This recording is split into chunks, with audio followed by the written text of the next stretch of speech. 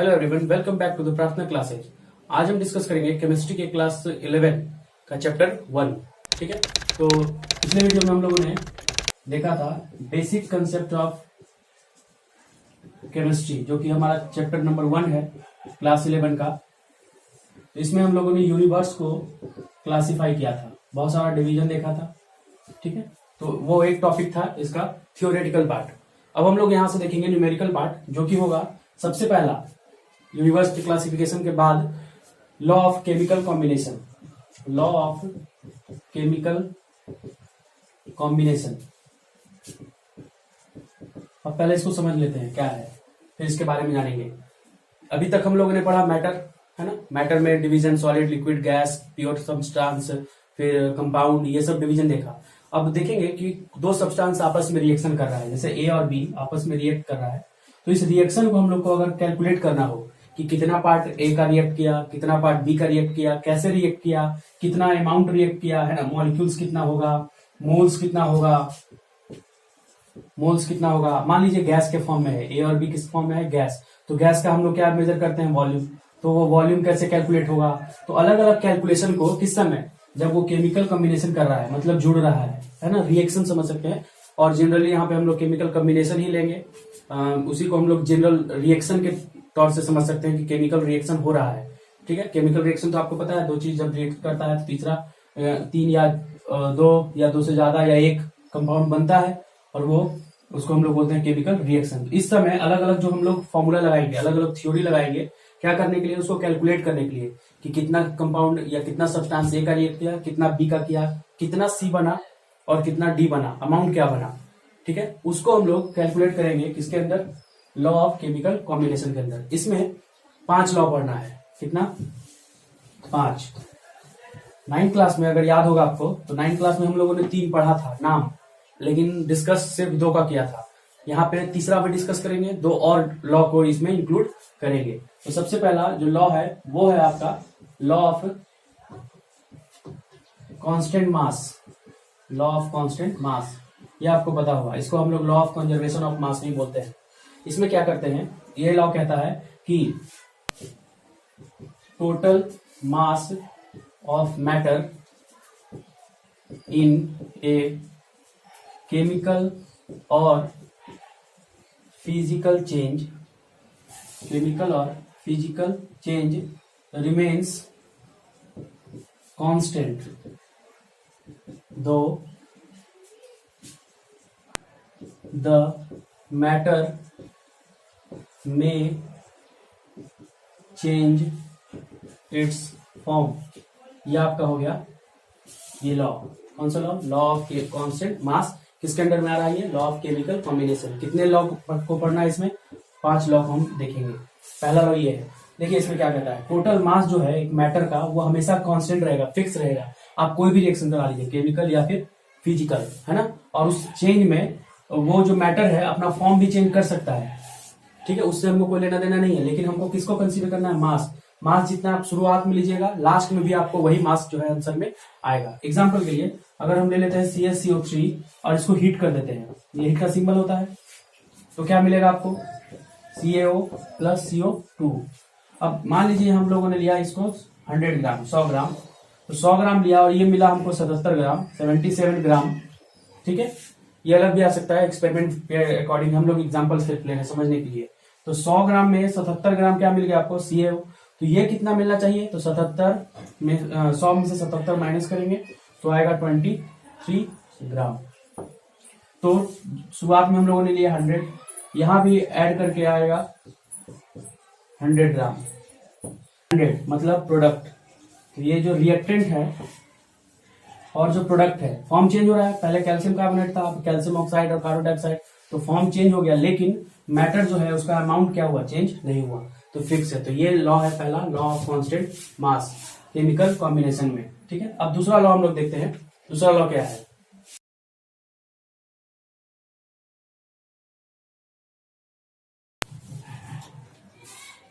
अगला लॉ है law of definite proportion. ठीक है, प्रोपोर्शन, इसमें क्या है, प्रोपोर्शन निकालेंगे, मतलब फिक्स रेशियो रहेगा, है ना। तो 9th क्लास में इसको हम रेशियो के टर्म में निकालते हैं, लेकिन यहाँ पे परसेंट के टर्म में निकालेंगे। आप रेशियो भी निकाल सकते हैं, लेकिन यहाँ पे हम परसेंटेज के टर्म में निकालेंगे इसको कि कैसे लॉ ऑफ डेफिनेट प्रोपोर्शन काम करता है, क्या इससे हम लोग को रिजल्ट मिलेगा, वो हम लोग पहले देख लेते हैं। इसका है रेशियो, लॉ है ए केमिकल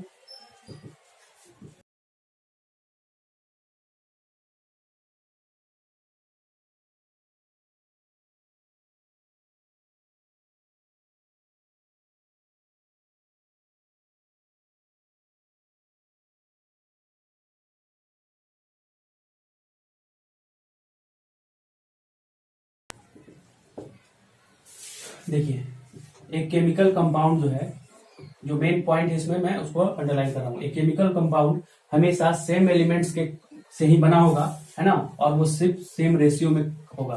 जैसे मान लीजिए आपको कार्बन डाइऑक्साइड है, आप इसको कोयला जलाए, पेपर जलाइए, ठीक है, लकड़ी जलाइए, कहीं से भी जलाइए, और आपको सब में कार्बन डाइऑक्साइड मिला, तो जो कार्बन डाइऑक्साइड का रेशियो होगा वो उसमें कार्बन 1 होगा एटम, और ऑक्सीजन हमेशा कितना एटम होगा, 2 एटम।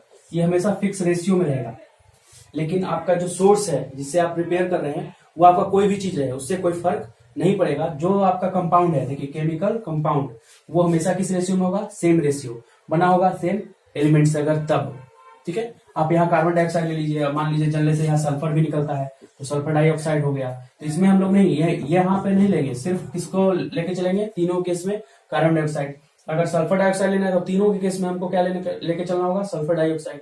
तो यहाँ पे कार्बन डाइऑक्साइड सेम रेशियो में रहेगा, irrespective of the method of preparation. कोई भी आप तरीका यूज कीजिए, उससे कोई लेना देना नहीं है। सिर्फ आपको ये एक एलिमेंट कंपाउंड उठाना है, रेशियो चेक करना है, रेशियो आपका सेम सेम आएगा। इस पे एग्जांपल देखते हैं, एग्जांपल से कैसे हम इसको समझ सकते हैं, ठीक है।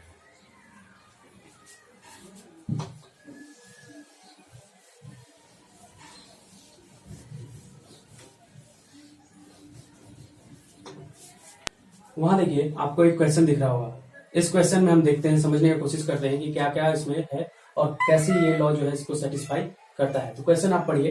क्वेश्चन है 1.375 ग्राम ऑफ क्यूप्रिक ऑक्साइड। कितना क्यूप्रिक ऑक्साइड कितना लिया हुआ है ना, 1.375। तो इसको लिख लेते हैं क्यूप्रिक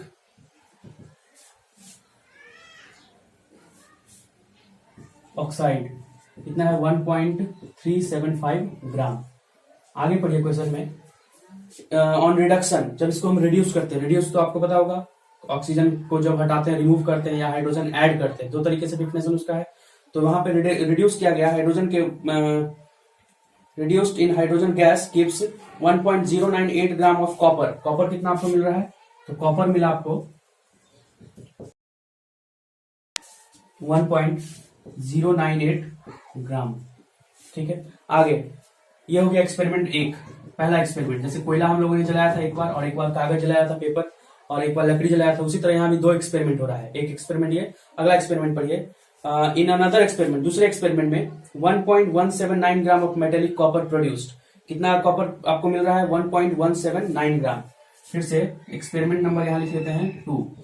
तो जो कॉपर मिल रहा है आपको वो है 1.179 ग्राम, 179 ग्राम, ठीक है। आगे देखिए, produced 1.476 gram of copper oxide. तो कॉपर ऑक्साइड आपको कितना मिला, कॉपर ऑक्साइड, या आप ऊपर भी लिख सकते हैं, नीचे भी लिख सकते हैं, उससे कोई फर्क नहीं पड़ेगा। तो मिल रहा है आपको 1.476 ग्राम। यहां तक हो गया। दो एक्सपेरिमेंट हुआ, एक्सपेरिमेंट नंबर 1, एक्सपेरिमेंट नंबर 2। आगे देखिए, so that this result illustrate the law of constant proportion. ये जो लॉ है, ये जो रिजल्ट है, वो उससे आपको क्या मिला है, कांस्टेंट प्रोपोर्शन का एक रिजल्ट मिल रहा है। तो हम इसमें क्या करेंगे, कॉपर का परसेंट निकाल लेंगे कि परसेंट कॉपर कितना है इसमें, फिर इसमें हम निकालेंगे परसेंटेज कॉपर कितना है। तो एक्सपेरिमेंट फर्स्ट के लिए क्या करेंगे, परसेंट ऑफ कॉपर। कॉपर का परसेंट कैसे निकलेगा, किसमें निकाल रहे हैं, क्यूप्रिक ऑक्साइड में, है ना। यहां भी क्या निकाल रहे हैं, कॉपर ऑक्साइड, वही उसी को हम लोग बोलते हैं क्यूप्रिक ऑक्साइड। तो यहां से क्या हो जाएगा, परसेंट ऑफ कॉपर निकालने के लिए ऊपर में लिखेंगे 1.098 इंटू 100 से मल्टीप्लाई करेंगे, और किसमें निकाल रहे हैं इसमें, तो उसको हम लोग कहां लिखेंगे, नीचे 1.375 ग्राम। ये हो गया आपका। तो इस तरीके से उसको लिखेंगे। फिर इसमें सेकेंड वाले एक्सपेरिमेंट में भी परसेंट ऑफ कॉपर निकालेंगे, परसेंटेज ऑफ कॉपर, इसमें कितना ग्राम है कॉपर 1.179 इंटू कितना 100 डिवाइड करेंगे किससे 1.476 से 1.476 से। तो इस तरीके से दोनों का हम लोग सॉल्यूशन करेंगे।